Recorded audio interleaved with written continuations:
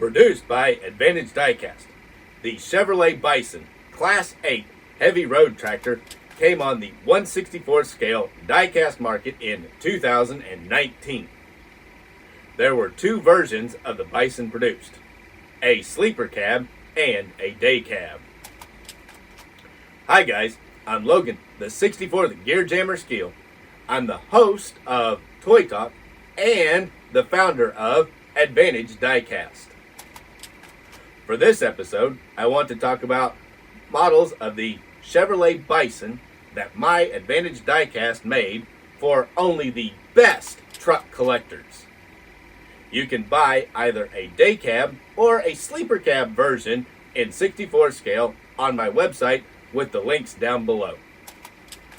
I'm also going to talk about the real GMC and Chevrolet entries into the Class 8 truck market in the 1970s. Class 8 is the designated class assigned by the Federal Highway Administration for heavy road tractors. Please see my video on the CAT CT660 dump truck for more info on the classes of trucks. There's a link down below. The Chevrolet Bison and counterpart, the GMC General, were heavy-duty Class 8 trucks that were assembled by the GMC Truck and Coach Division of General Motors. The Bison and the General were the largest conventional cab trucks ever produced by General Motors. The Chevrolet Bison line of heavy road tractors was introduced for the 1977 model year and replaced the Chevrolet CM90 9500 truck line with a bigger and better truck cab design. Unfortunately for Chevrolet, this truck was short-lived. The GMC General quickly outpaced the Chevrolet Bison in sales and market share. The result was, in 1981, General Motors corporate management ended sales of heavy trucks by the Chevrolet division. This led to the premature cancellation of the Chevrolet Bruin, Bison, and Titan. Why, you ask? Why discontinue sales of a good Chevrolet product like the Bison? The answer is simple: support. Support, or more appropriately, lack of support, was the foremost factor that led GM to cancel the Bison, Bruin, and Titan product lines.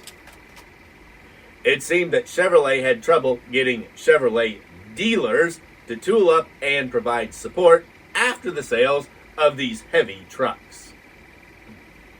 Chevrolet franchises were required to sell and service the entire Chevrolet product line. This requirement applied to all Chevrolet products.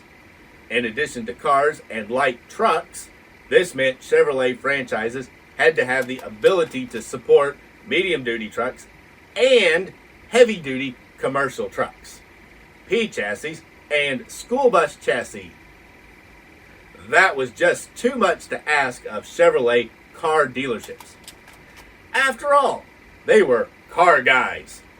They sold cars and light pickups, not heavy road tractors. The main complaint dealerships had was the cost in money, buildings, and land. They were afraid to set up for the Class 8 road tractors.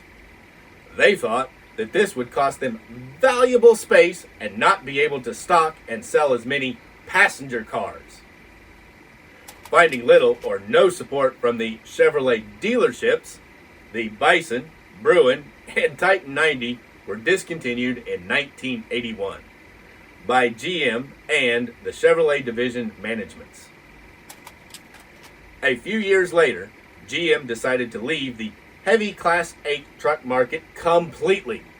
So, in 1986, General Motors entered a joint venture with Volvo AB to produce GMC heavy trucks.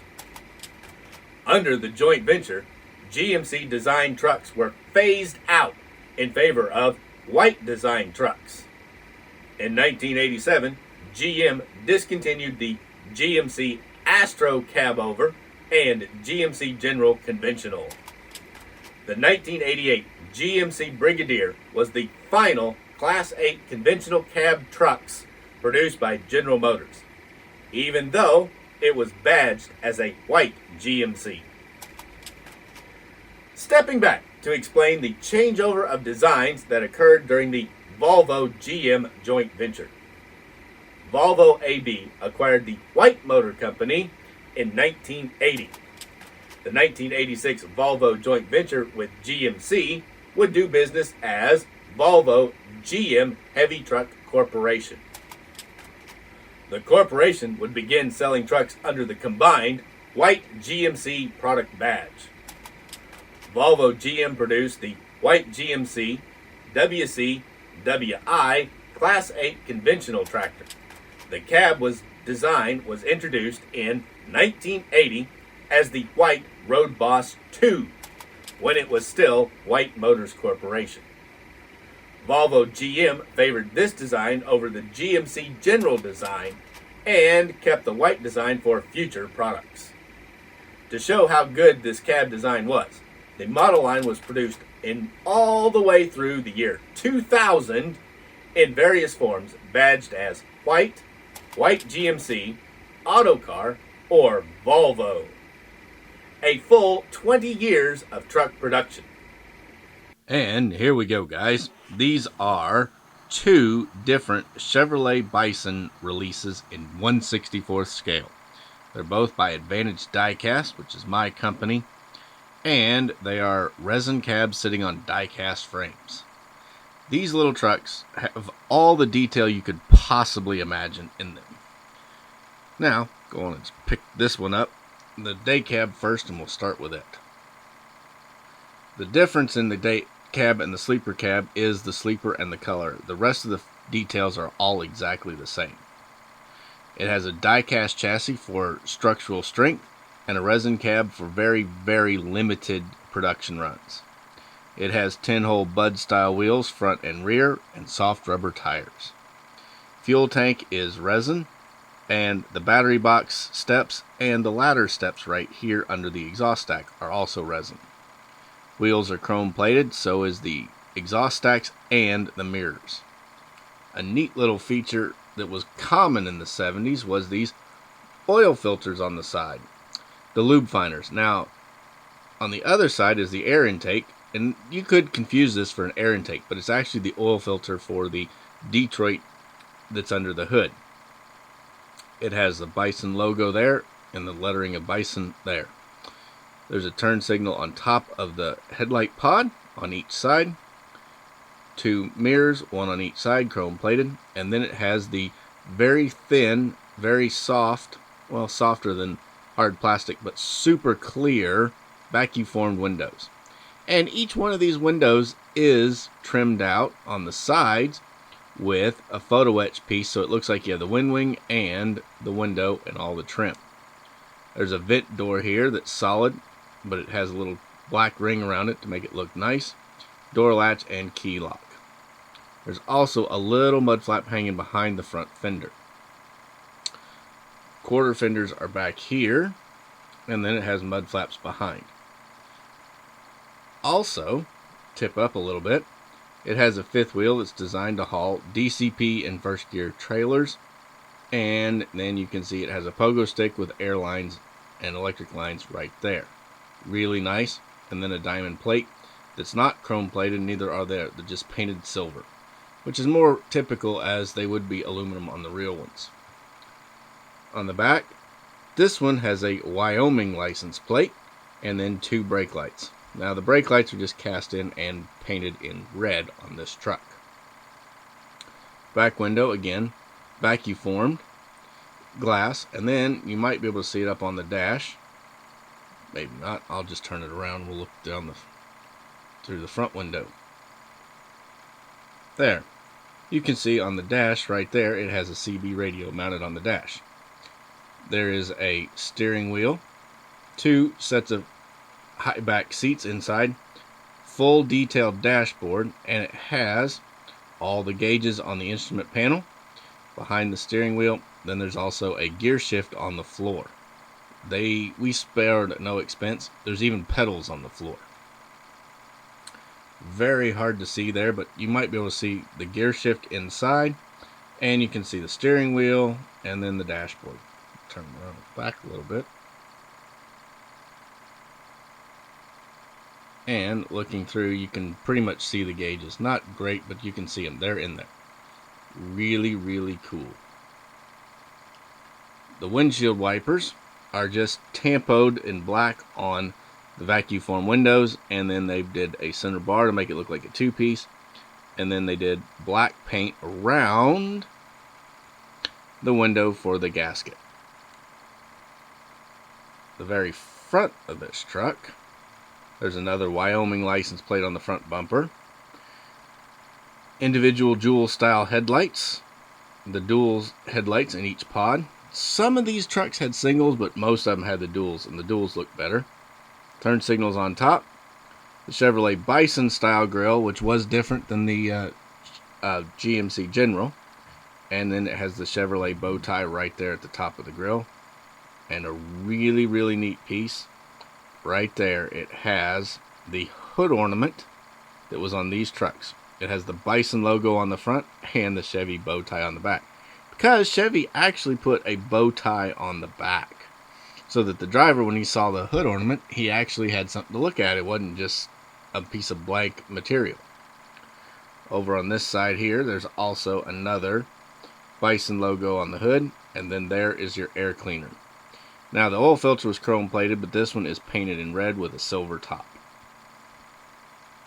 On top of the cab, you can see the two slots where the windshield wipers ran from. And you can also see right here and here, those are the grab holds for when you tilted the hood. Now, the model hood doesn't tilt, but the real one would tilt there. And then it has these two pieces. On the real trucks, they were aluminum metal, and this one, they're just painted in silver. Two chrome air horns on the roof, and individual bullet style roof lights.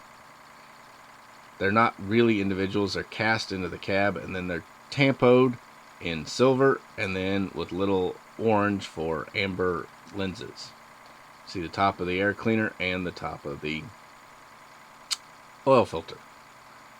Up here, you got your exhaust stacks and exhaust. There's also cast into them the heat shield pattern, so that you have plenty of protection from the heat of those mufflers.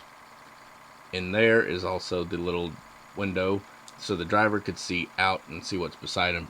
That window was really useful. Steps and battery boxes, same thing, steps on the fuel tanks.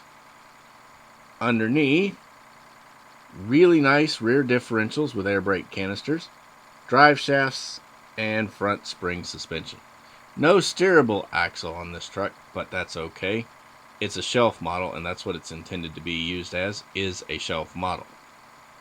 And that is the Chevy Bison day cab in dark red. Now, we'll look here at the Chevrolet Bison sleeper cab. Won't go into a whole lot of detail because it's basically the same as the day cab, but it does have the addition of a 36-inch sleeper back here, which is a flat square box, just like the real ones.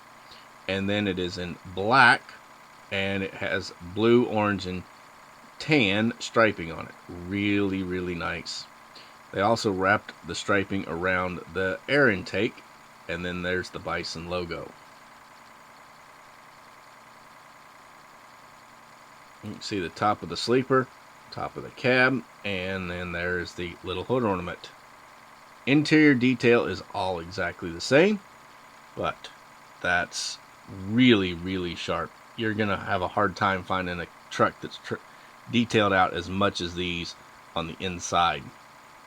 The hood doesn't open, but who really parks their trucks with the hoods open anyway? We put them on the shelf, and that's what these are intended for. They're intended to sit on shelves.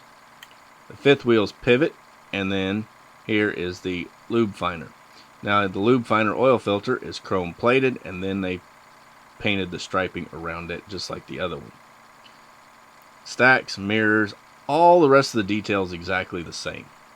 Let's set these guys up and hitch them up to some trailers so you can see what they look like with a trailer behind them. And that is the Advantage Diecast 1/64 scale Chevrolet Bison day cab in dark red, pulling a Diecast Promotions Wilson grain trailer, and the other Advantage Diecast Chevrolet Bison sleeper cab in black with stripes, pulling a Diecast Promotions 40-foot vintage reefer van for CR England. I've got a video coming soon on CR England and the truck and tractor that goes with that trailer, so be sure to subscribe so you don't miss it. Also, ring the bell to get those notifications. These are in 1/64 scale, and the tractors are sold separately. They're not sold as a pair, they're sold separately with a link down below, and I really suggest you get one for your collection. These will make your collection stand out above the rest. It's such a shame that GM gave up on heavy trucks, and that Volvo was so short-sighted and discontinued the GMC General and Chevrolet Bison. However, the very short 4 model year production run and such limited sales support from Chevrolet dealers made the Bison one of the rarest production trucks ever built. How many of you have ever seen a real one, either on the street or at a truck show? Let me know down in the comments. I've got both a day cab and a sleeper cab version available on my website while supplies last, and there's a link to the site in the description below. Buy one of these extremely limited run models for your collection today.